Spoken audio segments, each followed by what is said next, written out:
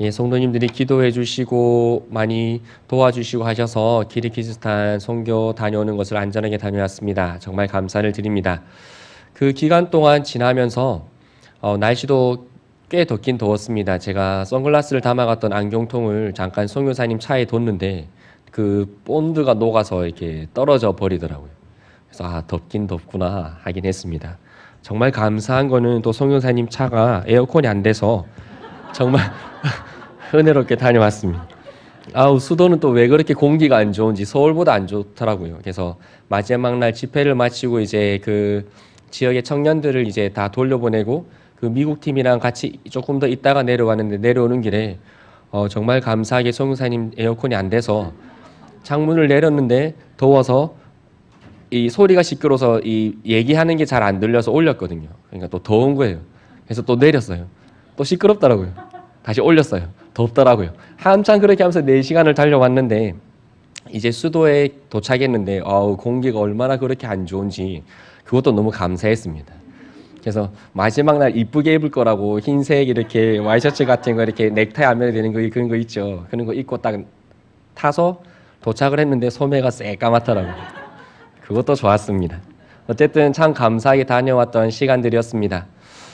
그렇게 지나면서 거기 있는 청년들과 만나고 친구들과 만나고 선교사님들을 만나면서 제가 제 마음속에 가장 크게 들었던 게 무엇이냐면 내가 어느새 이렇게 딱딱해져 있지 였습니다.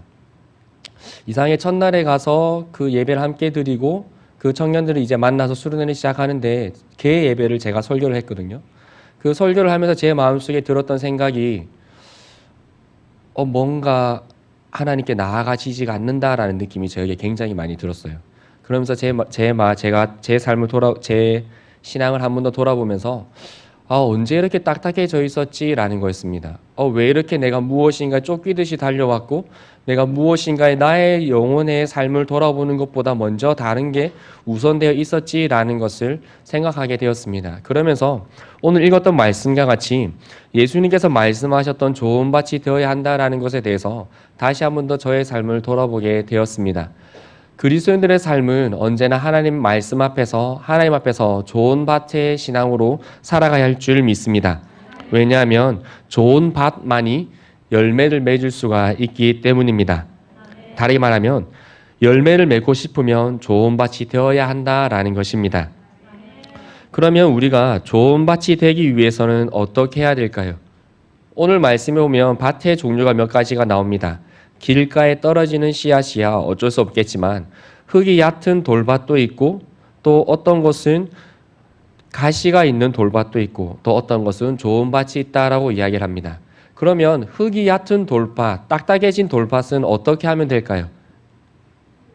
흙을 많이 채우고 다시 부드럽게 만들면 됩니다. 가시떨기가 있는 밭은 어떻게 하면 될까요? 그 가시떨기를 걷어내면 됩니다. 너무 간단합니다.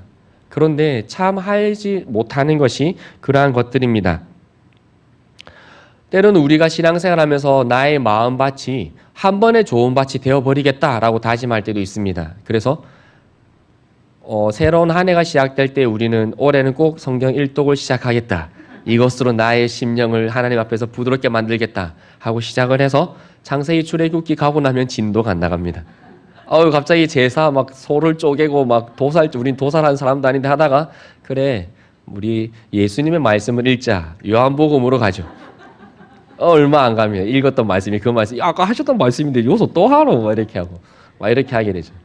그렇게 하면서 점점 우리가 다짐했던 것들이 힘들게 됩니다. 어찌 보면 정말 어렵지 않은 겁니다. 그렇죠. 하루에 성경 한 장만 봅시다. 사실 어려울까요? 어렵지 않습니다. 기도 10분 합시다. 어려울까요? 어렵지 않습니다. 우리는 드라마에 보내는 시간이 이미 10분을 넘습니다. 하루에 11조를 드릴 때도 있죠. 드라마로 아니면 TV로 또 다른 것으로 아니면 커피로 다른 사람과 대화하는 거를 10의 2조를 드릴 때도 있습니다. 사실 우리는 정말 더 많은 시간을 하나님 앞에 드리면서 우리의 마음을 좋은 밭으로 만들 수가 있습니다. 그런데 생각보다 그렇게 하지 못하는 우리의 삶을 우리는 언제나 돌아보게 되는 것입니다. 그래서 주님께서도 오늘 말씀해 주시기를 9절에 보니까 귀 있는 자는 들으라 라고 말씀을 하십니다. 이 귀 있는 자가 무엇이겠습니까? 소리를 들을 수 있는 귀를 주님께서 말씀하시는 걸까요? 아닐 겁니다. 이미 주님께 말씀을 들으러 나온 사람들은 다 귀가 있는 사람입니다. 그러면 주님께서 말씀하시는 귀 있는 자는 무엇일까요? 요한계시록에서도 성령께서 7교회에 말씀을 하시면서 끊임없이 하시는 말씀이 귀 있는 자는 성령이 교회에게 하는 말씀을 들으라입니다. 그러면 귀 있는 자가 어떤 의미겠습니까? 그렇게 되기를 원하는 자라는 의미를 가지고 있을 겁니다. 그래서 좋은 밭이 되고 싶은 자들은 이 말씀을 꼭 기억하라. 너희들의 삶에서 하나님의 거룩한 열매를 맺기 원하는 사람은 꼭 이 말씀을 기억하라라는 주님의 말씀인 줄 믿습니다. 그래서 우리의 마음들이 좋은 밭이 되기 위해서 하루하루 매일매일 실천해 나갈 수 있는 우리의 삶이 되어지기를 원합니다. 딱딱해진 밭을 부드럽게 만들 수 있는 방법이 무엇일까요? 영적인 것으로 해석하지 마시고 일반적으로 실질적으로 우리 앞에 딱딱해진 밭이 있다. 거기에 우리가 무엇인가를 심으려고 하는데 이 밭을 부드럽게 만들려고 하면 어떻게 하면 될까요? 삽질 또는 호미질, 네? 그렇죠. 그렇죠. 그런 사실 잘 안 들려서 모르겠어요. 네. 그런 것들 하면 됩니다. 호미를 예를 든다면 호미로 땅을 콕 찍어서 드러내면 됩니다. 딱딱해진 밭을 부드럽게 만든다고 거기에 달봉이를 굴리면 될까요? 안 되죠. 그 위에 신발로 바른다고 부드러워질까요? 아니죠. 부드러워져라고 그 위에 기름을 붓는다고 될까요? 안 돼요. 부드럽게 만들 수 있는 방법은 사실 큰 방도는 없습니다. 호미를 가지고 땅을 찍어서 뒤집으면 되는 겁니다. 그 방법만이 통합니다. 그러면 가시떨기를 걷어내는 방법은 무엇일까요?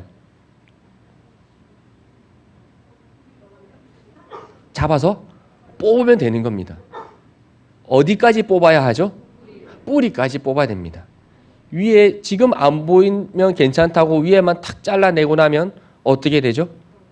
또 자랍니다. 식물이라는 게 신기한 게 위에를 탁 자르고 나면 밑에서 더 많은 가지가 올라오는 것이 식물입니다. 우리 마음속에 가시떨기 같은 것이 있어서 그 위에만 톡 잘라내고 나면 정말 신기하게 더 많은 가지들이 솟아올라서 더 어렵게 됩니다. 무엇까지 뽑으면 되나요? 뿌리까지 어떻게 하면 되죠? 뽑으면 됩니다. 다른 방도가 있지 않습니다. 우리의 마음을 부드럽게 하는 것도 다른 방도가 있는 것이 아닙니다. 매일 말씀을 보고 그 말씀을 통해서 하나님께서 나에게 주시는 말씀을 발견하고 그 발견한 말씀을 가지고 나의 삶을 살아가고 그 살아간 삶을 통해서 또 그 말씀을 바라보고 또 신앙의 답을 내리고 이렇게 하루를 살아가다 보면 우리의 삶은 언제든지 좋은 밭이 되어질 줄 믿습니다. 사실 거창한 방법이 필요하지는 않습니다. 그냥 내일 월요일 말씀을 읽고 기도를 하고 그 삶을 살아가면 되는 겁니다. 또 화요일은 어떻게 하면 되죠? 말씀을 읽고 기도를 하고 그 말씀대로 살아가면 되는 겁니다. 어렵지가 않습니다. 그런데 하기가 너무 어려워하는 것과 같습니다. 매일매일 한 번에 다 하려고 하지 마시고 그래 오늘 말씀을 들었으니까 내일 한 10장 읽고 그 10장도 많죠. 좋아요. 5장 읽고 많은가요? 3장을 읽고 그 속에서 주는 말씀을 내가 살아가야지. 3장을 읽어야 하겠죠. 그렇게 하루하루 해나가면 되는 겁니다. 그러면 당장의 나의 마음이 바로 좋은 밭이 되어 있지 않을 수도 있습니다. 지금 어쩌면 나의 마음속에 100개의 돌이 있어서 그 돌을 한 번에 다 치우기 어렵지만 하루에 하나씩만 걷어내더라도 100일이면 다 걷어낼 수가 있는 겁니다. 하나씩 걷어내다가 어느 날 조금 더 힘이 있고 전날 소고기를 먹었다면 다음날 2개를 걷어내면 하루가 또 앞당겨질 수가 있는 겁니다. 이렇게 매일매일 우리의 삶을 하나님 앞에 좋은 밭으로 만들어 나간다면 하나님께서 우리의 삶에 반드시 열매가 맺어지게 할 줄 믿습니다.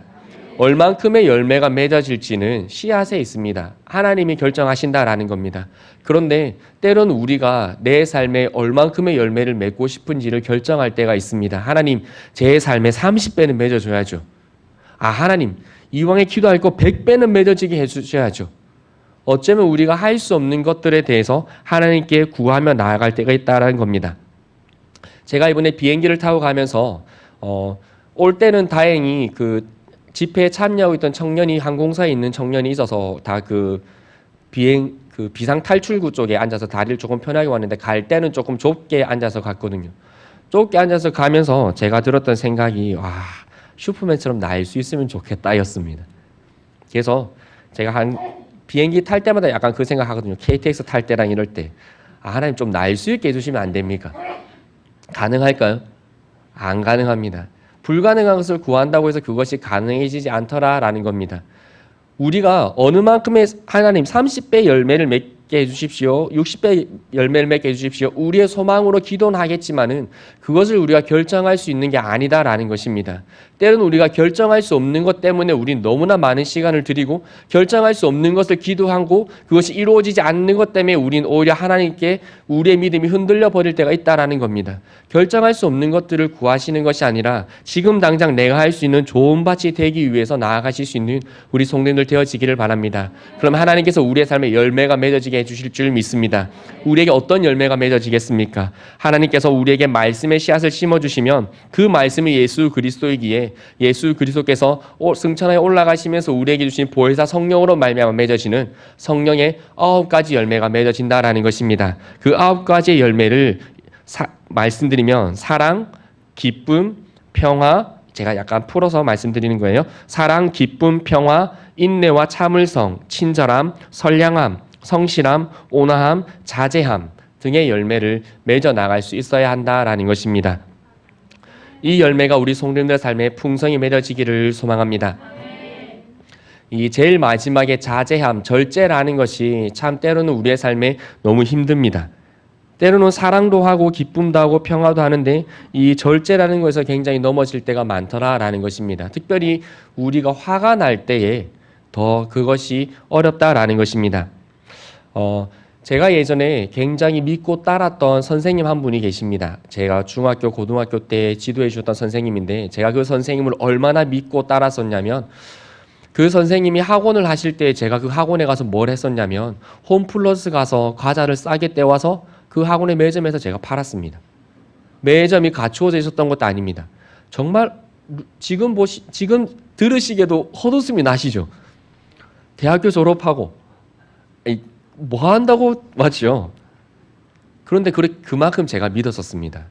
그런데 제가 하루아침에 딱 정말 어떤 날 어떤 것을 경험하고 나서 바로 다음 날 짐을 정리하고 선생님 저는 가겠습니다 하고 온 사건이 있습니다. 그것이 무엇이냐면, 그 선생님이 학원을 개원하고 인테리어를 하고 학원을 운영해 나가는데 자본을 가지고 하는 것이 아니기 때문에 그 인테리어 하시는 분들에게, 업자들에게 빚을 지게 되잖아요. 그 빚을 지게 되는데 그 이제 업자들이 와서 이제 빚을 갚아라고 자꾸 독촉을 하는 겁니다. 물론 얼마나 많은 독촉을 받았으면 그랬을까라는 이해도 되지만, 어느 날 또 그렇게 전화를 받고 하더니 이 선생님이 꼭지가 돌았습니다.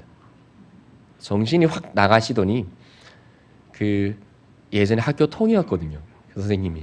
그래서 옷을 찢고 제가 나중에 제 런닝을 찢어봤거든요. 저는 못 찢겠더라고요, 이게 좋아서. 근데 그 선생님 힘으로 런닝을 빡 찢더니 젊은 사람이 살라고 하는데 하시더니 이성을 잃으시고 그 원장실에 있는 물건들이나 그런 것을 다 던지더라고요.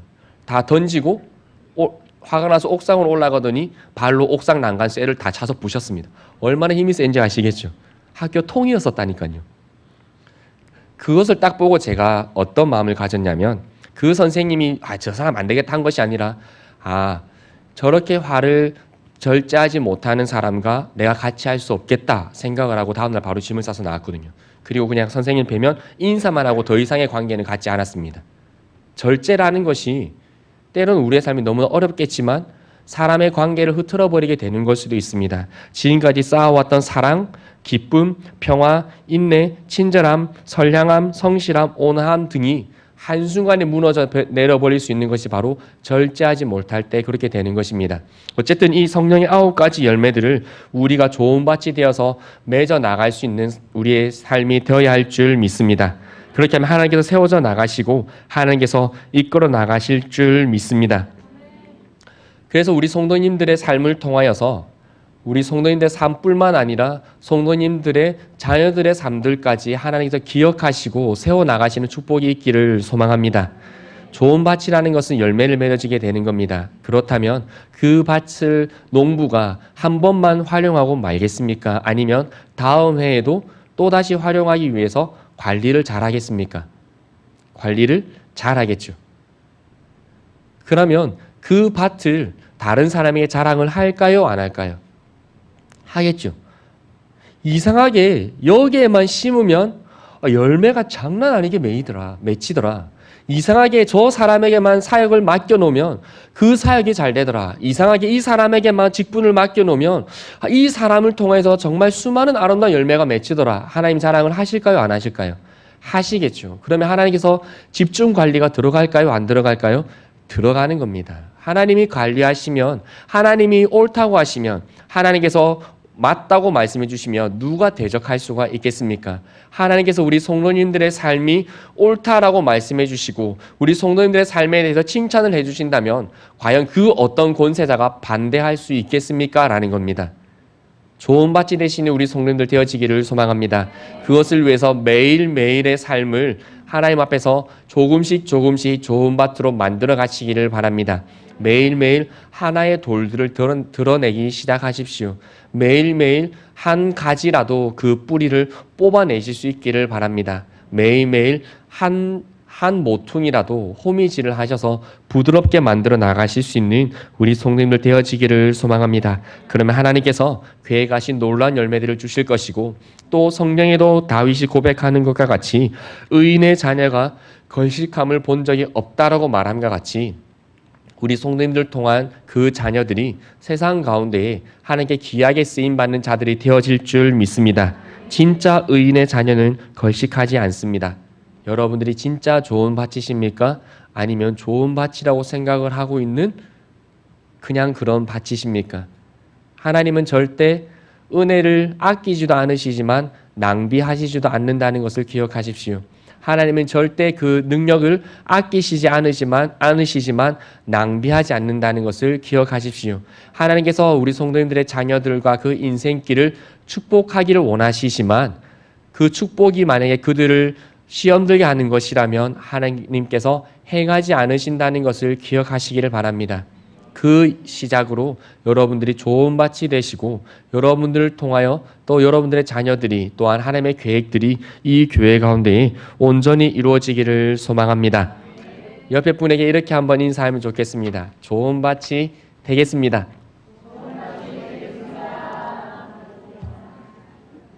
눈 똑바로 뜨고 바라봐 보십시오. 이렇게 한 번 더 말씀해 주세요. 좋은 밭이 되겠습니다. 두고 봐주세요.